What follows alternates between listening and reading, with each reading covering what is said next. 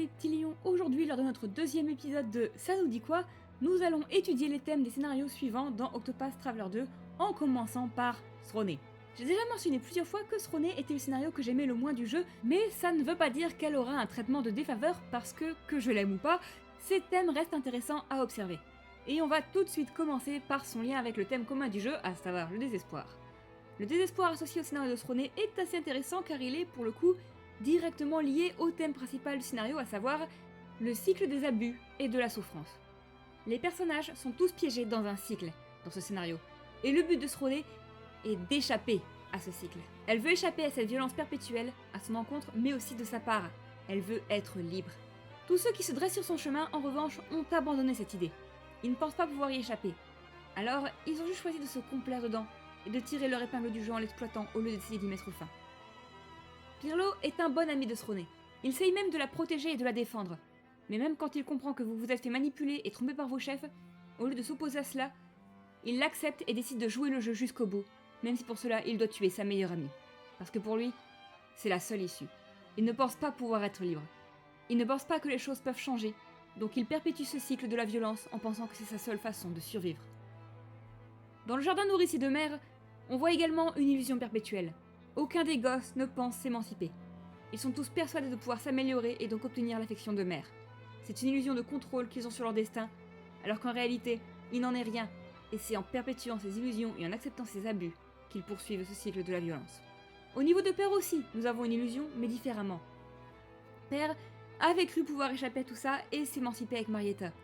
Mais quand Marietta l'a laissé, il a à la place choisi de poursuivre ce cycle et même de le renforcer en le faisant subir à la fille de Marietta. En fin de compte, il n'y a qu'une seule personne parmi celles qui s'opposent à Throné qui tente de mettre fin à ce cycle également pour lui, et c'est peut-être ça le plus fascinant, parce qu'il s'agit de Claude. Et oui, Claude est le personnage le plus similaire à Throné dans cette histoire d'un point de vue symbolique. Le principe même de Claude est qu'il est né pour être le réceptacle de Weed, mais a refusé ce rôle. Alors il a commencé à faire son possible pour échapper à celui-ci. Claude étant un immortel avec une moralité dépourvue d'humanité, ça signifie qu'il le fait en créant, justement, tout le cycle de violence dont est issu Throné. Mais Claude fait ça pour se sortir de son propre cycle. Sans s'en rendre compte ou s'en soucier donc, nous sommes dans un nouveau cycle de la violence, créé pour en supprimer un autre. Et cela peut s'expliquer par le simple fait qu'en fin de compte, Claude ne cherche à briser son propre cycle que pour lui. Il ne cherche pas à ce que celui-ci disparaisse, il cherche à trouver quelqu'un pour le remplacer dans ce cycle. C'est égoïste, direz-vous, il ne pense qu'à lui. Mais là où c'est intéressant, c'est que Throné est exactement pareil. Elle aussi ne cherche que sa propre liberté et se moque de briser le cycle des serpents noirs. Elle veut les clés de son collier. Et rien dans l'histoire ne sous-entend qu'elle compte aller libérer le reste du clan une fois qu'elle obtient ses clés. Au contraire, on peut voir qu'elle observe le cycle se poursuivre même sans père et mère, et elle ne fait rien pour empêcher ça. La seule fois qu'elle envisage de libérer quelqu'un d'autre, ce quelqu'un passe après elle, et donc n'est pas libéré. Et j'irais même dire que c'est possiblement pour ça que c'est l'histoire qui se finit le plus négativement de l'histoire. Throné a cherché à échapper à la violence et au sang, et elle n'y est parvenue qu'en faisant couler tant de sang qu'elle n'en sera jamais libérée. Et n'est-ce pas là le vrai désespoir ? Tous, Pirlo, mère, père, tous se complaisent dans leur désespoir et ont refusé de tenter d'en sortir.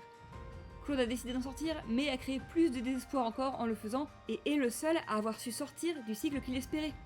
Throné a su sortir aussi, mais le prix était si lourd qu'il donne l'impression qu'elle n'en est pas sortie. Quelque chose de mis en relief dans le chapitre final par Alcanet, pour qui Throné n'a jamais perdu ce collier dont elle cherchait tant à se défaire. Ce désespoir est si lourd, si profond, qu'il n'y a aucun moyen d'en sortir. L'histoire de Throné a un côté intéressant car elle a la meilleure fin possible, et pourtant elle ne finit pas bien. Au contraire, ces derniers mots sont teintés de désespoir. Le combat entre l'espoir et le désespoir est illustré par la lumière d'Aelfric et l'obscurité de Weed. Et ce n'est pas pour rien si le scénario de Throné n'est fait que d'obscurité.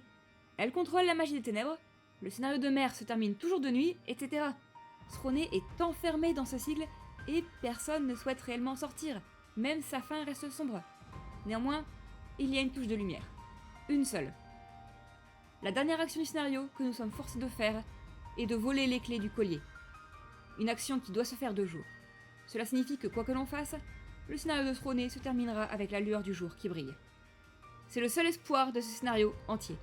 Throné a su se libérer d'un de ces cycles de la violence, Et même si elle ne sera jamais totalement libérée du second, elle peut continuer à marcher vers l'avant et tenter de s'en écarter progressivement.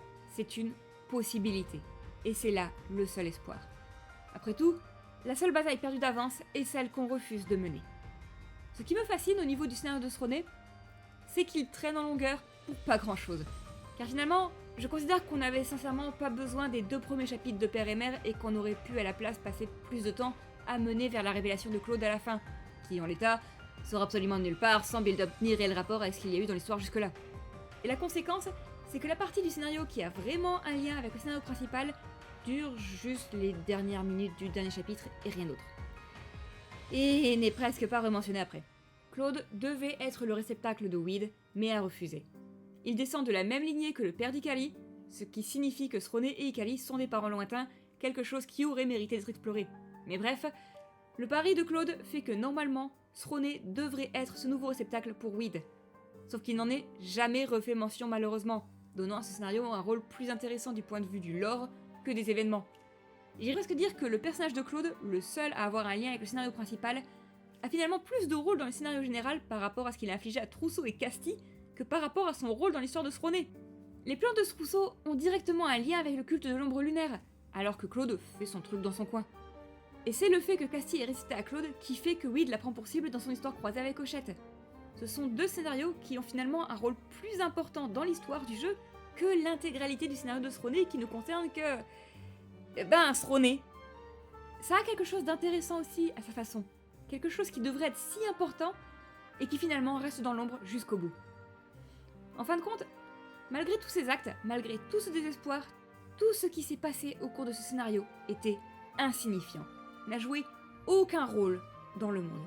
Le cycle n'a été rompu presque nulle part, et même lorsqu'on en élimine les acteurs principaux, finalement, ça ne change pas grand-chose à la vie de grand monde. Quoi de plus désespérant que de faire tous ces efforts pour un résultat aussi médiocre? Je ne sais pas si c'était le but, mais je trouve ça très à propos en soi. Ce scénario est le plus sombre, et comme celui de Primrose dans le premier jeu, sa seule étincelle d'espoir se montre à la toute fin, mais elle est encore plus ténue, encore plus subtile. Mais fort heureusement, ce n'est pas là que s'achève l'histoire de Sroné. Déjà, il y a son histoire croisée avec Téménos. Elle se base plus sur les thèmes de Téménos, soyons honnêtes, mais elle donne un objectif à Sroné en soi. Mais aussi, je voulais mentionner la cave du soleil et de la lune, le petit donjon qu'il faut traverser pendant cette histoire, qui implique d'utiliser la nuit et le jour pour trouver la lumière à chaque fois. Une belle métaphore après ce que j'ai expliqué au sujet de son scénario plongé dans les ténèbres.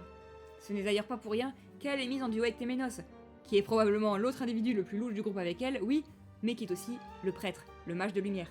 Et pour conclure, malgré tout ce désespoir et toutes ces ténèbres, Sroné fait partie de ceux qui continuent de se lever contre Weed et contre la nuit. Elle n'a aucun réel rôle dans le chapitre final, contrairement à Téménos, mais elle fait face à l'entité à la source de toute sa souffrance. Ce n'est pas forcément l'histoire ni les thèmes les plus satisfaisants, mais ils ont tout à fait leur place dans notre histoire. Toutes les luttes contre le désespoir n'ont pas à être profondément inspirantes, et à vous donner l'impression que les choses se passeront bien si vous vous contentez d'être vous-même et de refuser de compromettre votre âme. Non, ça peut être sale, ça peut faire mal, ça peut même parfois donner l'impression de ne pas valoir le coup. Ce n'est pas pour rien que tant de gens face à lui renoncent, parfois sans même essayer. Mais c'est seulement en sortant de ce cycle que l'aube se lève et qu'on a enfin l'occasion de continuer à combattre pour sortir réellement, progressivement et difficilement de ce désespoir. Passons maintenant à Oswald, l'érudit, et une fois n'est pas coutume, les thèmes d'Oswald sont extrêmement clairs. Mais comme toujours, commençons par voir le thème principal du jeu et le lien d'Oswald avec celui-ci, le désespoir. En soi, au début du jeu, Oswald a déjà atteint le désespoir. Ce désespoir, c'est ce qui l'étreint quand il rentre chez lui pour retrouver sa maison en flammes et sa femme et sa fille probablement mortes. C'est aussi ce désespoir qui nourrit sa rage. La rage qui le fait tenir 5 ans au bagne avant de trouver un moyen de s'échapper. Il n'a plus aucun souhait pour l'avenir, il souhaite juste se venger de l'homme qui l'a trahi. Il le dit lui-même à Clarissa, qu'il n'a aucune raison de vivre et compte s'enfoncer dans la vengeance. Mais ce qui est frappant, c'est l'aisance avec laquelle il se défait de ce désespoir à peine apprend-il que sa fille est vivante. De tous les personnages qui sombrent dans le désespoir du jeu, Oswald est clairement celui qui en sort le plus facilement. Et c'est grâce à l'un des thèmes de sa propre route, l'amour. L'amour est montré comme le plus grand remède face au désespoir, et comme la plus grande force en ce monde, puisque c'est ce qui lui fournit la véritable magie. Et l'amour est un des thèmes principaux également. C'est parce qu'Oswald aimait profondément sa femme et sa fille qu'il croule dans ce désespoir. mais c'est aussi parce qu'il retrouve l'espoir de sauver une de ces deux personnes qu'il aime tant, qu'il détruit celui-ci et trouve la formule qui l'a obsédé toute sa vie. Néanmoins, la vengeance, le désespoir et l'amour ne sont pas le thème principal d'Oswald finalement, car le thème principal, d'après moi, ce sont les secondes chances. Ou peut-être que seconde chance n'est pas le terme exact, mais c'est un peu comme ça que je le vois. Emerald et Elena sont les secondes chances d'Oswald.